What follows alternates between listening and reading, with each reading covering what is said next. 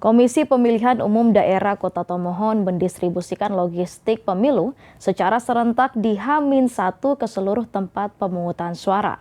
Proses distribusi logistik dilakukan dengan pengawasan ketat guna memastikan logistik pemilu berada dalam kondisi baik dan tidak cacat saat akan digunakan.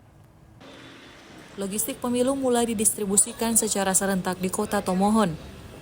Sebanyak 1.505 kotak berisi surat suara akan didistribusikan ke 301 TPS yang tersebar di seluruh Kota Tomohon.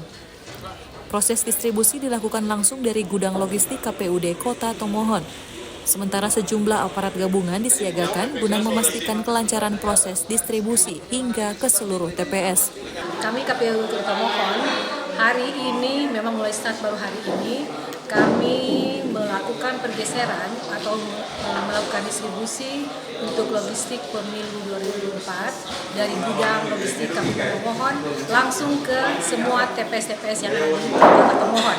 Cuaca buruk yang masih melanda Kota Tomohon hingga saat ini mengharuskan proses distribusi dilakukan dengan sangat cermat agar nantinya tidak rusak saat tiba di TPS.